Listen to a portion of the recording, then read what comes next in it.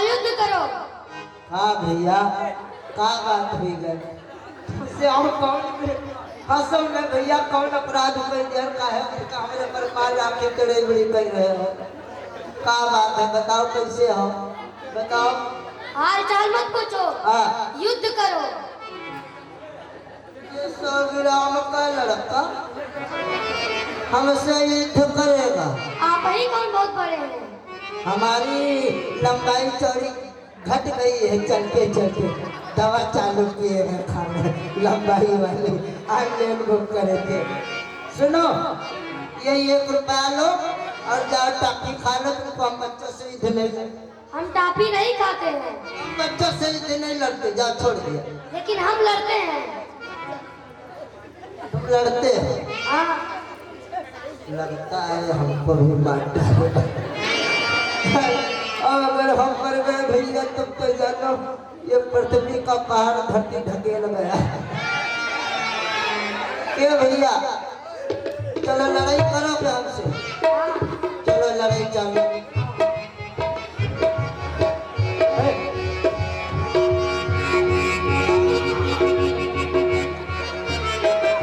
रुकिए रुकिए, अब पहले बताओगे भैया। ओए भैया शांत रहो, सौगिराम हमको किया तो उसके बाद में हमसे मिली है। हम पहले मेरे नारों पर जामा बांध ले टूट गया है, हम लड़ाई से बहुत डरते हैं। आप लोग की कर रहे हो, ये हमारा पैजामा आप लोग की करने लगे। किसी ने देखा तो नहीं? कोई नहीं देखा, ये सब टावर बना हुआ है, कोई नहीं देख पाया। भैया हमको छोड़ दो, हम बड़े बड़े राक्षसों को लाएंगे और तुम सबको मारते जाना। ठीक है, जाओ जाए जाओ। कहो सेवक, क्या समाचार लाए? हे प्रभु, मैं जनकराज का दूत हूँ। श्री जनकराज जी ने अपनी पुत्री सीता का स्वयंवर किया है, उसमें आपको भी आमंत्रित किया है, यही बताने के लिए मैं आपके पास आया। कोई बात नहीं, आप चले, महाराज जनक से कहें समय अनुसार मैं वहां उपस्थित हो जाऊंगा। जो आज्ञा। प्यारे श्री रामभद्र एवं कुमार लक्ष्मण, अभी अभी आप दोनों भाइयों ने देखा है, महाराज जनक का दूत हमारे पास समाचार लेकर के आया हुआ था। जनक जी ने अपने पुत्री का स्वयंवर रचाया है, जिसमें उन्होंने 88,000 शिष्यों के समेत मुझे भी आमंत्रित किया है। उस रंगशाला में मुझे जाना होगा। श्री राम, तुम दोनों भाइयों को तुम्हारे पिताश्री से हमने अपने यज्ञ रक्षा के लिए ही मांग करके लाया था। हमने तुम्हारे पिताश्री को वचन भी दिया था, यज्ञ पूर्ण हो जाने के पश्चात तुम दोनों भाइयों को तुम्हारे पिताश्री के पास ही छोड़ दूंगा। परंतु तुम दोनों भाइयों की क्या इच्छा है? क्या अपने पिताश्री के पास जाना चाहते हो? अभी तो तुम दोनों भाई हमारे साथ जनकपुर चलना चाहते हो, क्या इच्छा है श्री राम? हे गुरुदेव भगवान, हम दोनों भाइयों की यही इच्छा है कि जनकपुर चल के वहाँ कोई दृश्य की रचना देखें। आओ।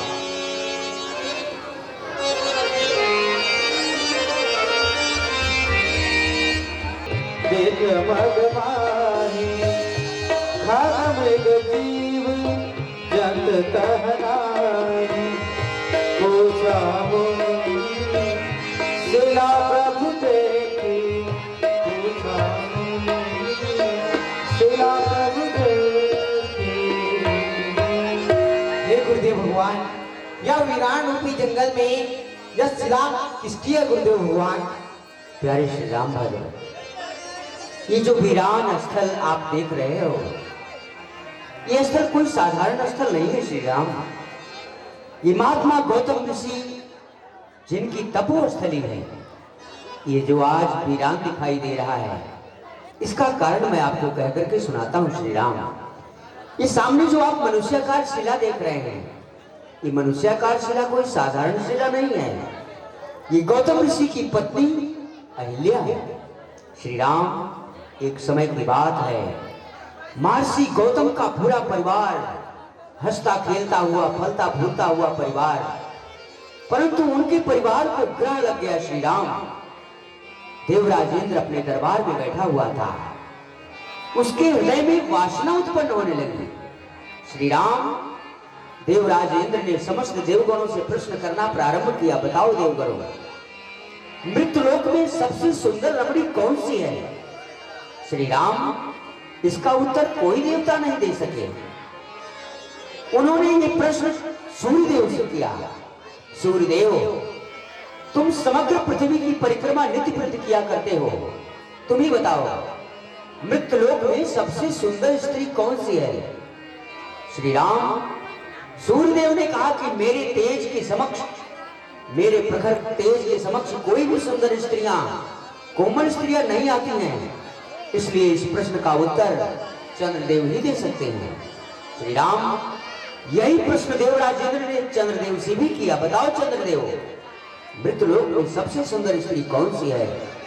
चंद्रदेव ने तत्क्षण उत्तर दिया, मृत्युलोक में निवास करने वाले गौतम ऋषि की धर्मपत्नी अहिल्या, जिसका सौंदर्य विश्व के समस्त सौंदर्य वस्तुओं के समक्ष प्रखर दिखाई देती है, उसके सौंदर्य के समस्त सभी वस्तुएं फीकी दिखाई देती हैं।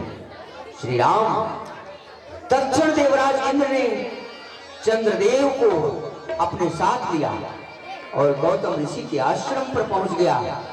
श्री राम, उसने चंद्रदेव को मुर्गे का स्वरूप धारण करा कर अर्धरात्रि 12 बजे के समय में ही आवाज लगाने के लिए कहा। श्री राम, प्रातः काल के बदले अर्धरात्रि के समय में ही चंद्रदेव ने शिखा का स्वरूप धारण करके आवाज लगाना प्रारंभ किया। जिस समय शिखा ध्वनि श्रवण किया गौतम ऋषि को आभास हुआ कि प्रातः काल होने वाला है। उन्होंने अपने हाथ में मृगशाला और कमंडल को संभाला और गंगा की ओर बढ़ चले। श्री राम, इधर देवराज इंद्र ने गौतम ऋषि का वेश धारण करके कुटिया के समीप में आकर के आवाज लगाया, अहिल्य दरवाजा खोलो। अहिल्या ने कुटिया का कपाट खोला। स्वामी, क्या बात, आप वापस आ गए? उस कपट वेशधारी देवराज इंद्र ने उत्तर दिया, श्री राम, कि अभी अर्धरात्रि का समय है, अब तो मेरी इच्छा तुम्हारे साथ रमण करने की है। श्री राम, वो स्त्री पतिव्रता थी, अपने पति की आज्ञा को टाल नहीं सकती थी। वो समझ नहीं पाई कि मेरे साथ छल हो रहा है। उसने वैसा ही किया जैसा कि वह दुष्ट इंद्र चाहता था। दुष्ट इंद्र ने गौतम ऋषि का वेश धारण करके अहिल्या के पतिव्रत धर्म को विनष्ट कर दिया। श्री राम, इधर ज्यों ही देवराज इंद्र गंगा के समीप पहुंचते हैं, अपने कमंडल को ज्यों ही गंगा में डुबाते हैं, गंगा से आवाज आती है, अरे दुष्ट, कौन है जो अर्धरात्रि के समय में सोती हुई अवस्था में मुझे जगाने का प्रयत्न कर रहा है? श्री राम, गौतम ऋषि हाथ जोड़ करके खड़े हो गए। उन्होंने कहा, माता, मैं आपका पुत्र गौतम हूं, नित्य प्रीति की भांति नित्य क्रिया के लिए आया हूं। तत्क्षण मां गंगा ने सावधान किया, सावधान गौतम, तुम्हारे साथ तुम्हारे आश्रम में छल हो रहा है।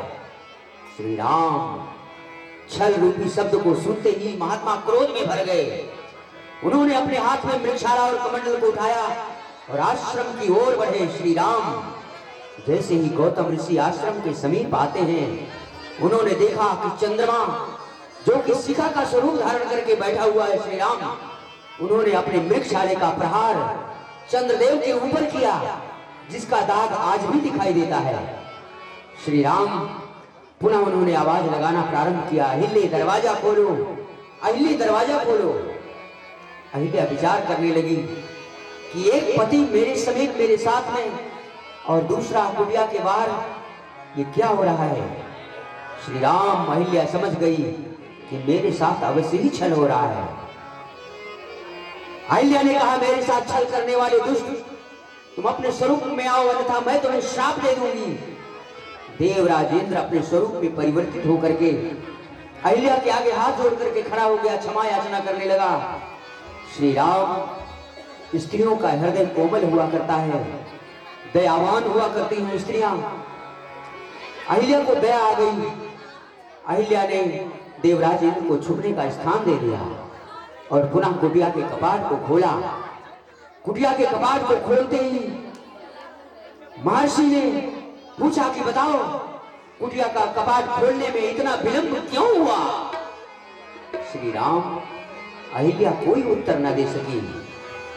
उन्होंने अहिल्या को श्राप दे दिया कि जाओ अहिल्या, तुम्हारी बुद्धि पाषाण स्वरूप है, तुम अपने पति और पराये पति का पहचान नहीं कर सकती हो, इसलिए मैं तुम्हें श्राप देता हूं, तुम पाषाण हो जाओ।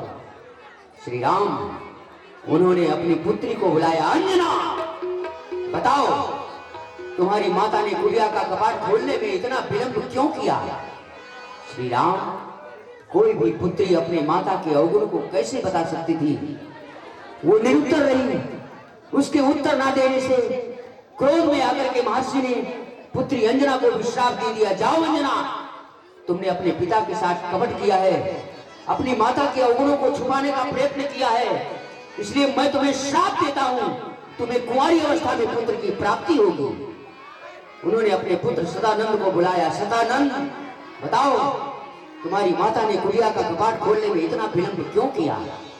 श्री राम, सतानंद भी उत्तर नहीं दे सका। सतानंद को भी महर्षि ने श्राप दे दिया। जाओ सतानंद, तुमने भी अपने पिता के साथ कपट किया है, अपने माँ के अवगुणों को छुपाने का प्रयत्न किया है, इसलिए मैं तुम्हें भी श्राप देता हूं, तुम दरिद्र हो जाओ और जीवन भर पुरोहिती कर्म करते रहो।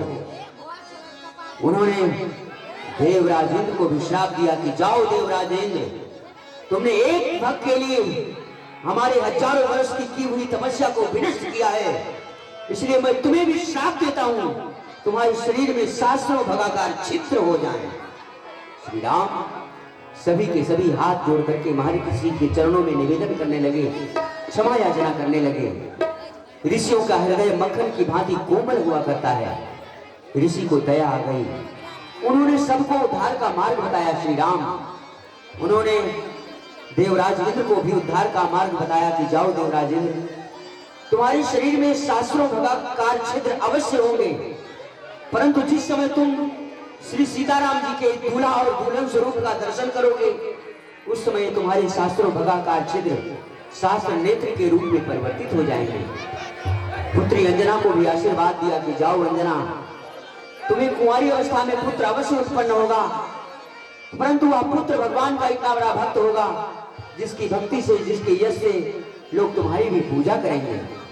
उन्होंने सदानंद को भी आशीर्वाद दिया कि सदानंद, तुम्हें दरिद्रता अवश्य सताएगी, तुम पुरोहिती कर्म अवश्य करोगे, परंतु जिस समय तुम अपने मुख के द्वारा मंत्रोच्चारण करके सीताराम जी के विवाह को संपन्न कराओगे, उस समय तुम्हारी दरिद्रता दूर हो जाएगी।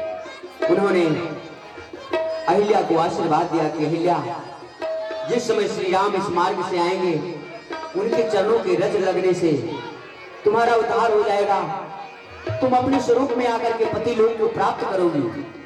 तभी से ये अहिल्या पाषाण स्वरूप में आपके चरण रज की प्रतीक्षा में पड़ी हुई है। श्री राम, गौतम नारी श्राप बस उपल देव हरधीर, चरण कमल रचाती, कृपा करो रघुवीर। हे रघुवीर, आप इसे अपने चरण रज को प्रदान करके इसका उद्धार करें।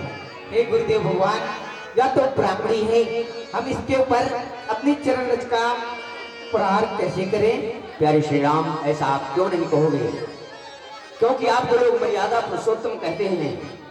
मर्यादा का पालन करना आपका धर्म है। आप क्षत्रिय हैं, ये ब्राह्मणी है, इसे स्पर्श करना भी आपके लिए अधर्म है, परंतु इसका विचार आपको उस समय करना चाहिए जब ये स्त्री स्वरूप में होती। इस समय ये स्त्री स्वरूप नहीं है, ये पातक भरी है, पाषाण स्वरूप है, और आपका दूसरा नाम पतित पावन है। अपितु हे श्री राम, अपने पतित पावन नाम को सिद्ध करते हुए आप इसे चरण रज प्रदान करके इसका उद्धार करें। आपके ऊपर दोषारोपण कोई नहीं करेगा।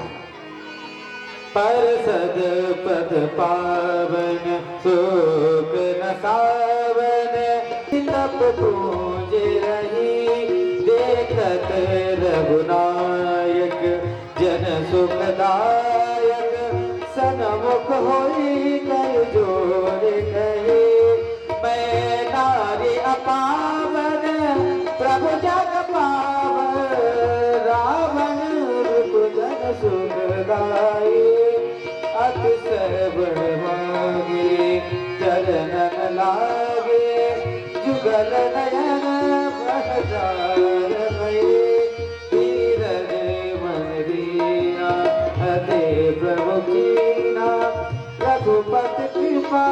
भगत पाए अति निर्मल बाई सुति ठानी ज्ञान गावे जय रघुराई मैं नारी पावन प्रभु जग पावन रावण रिपु जन सुखदाई।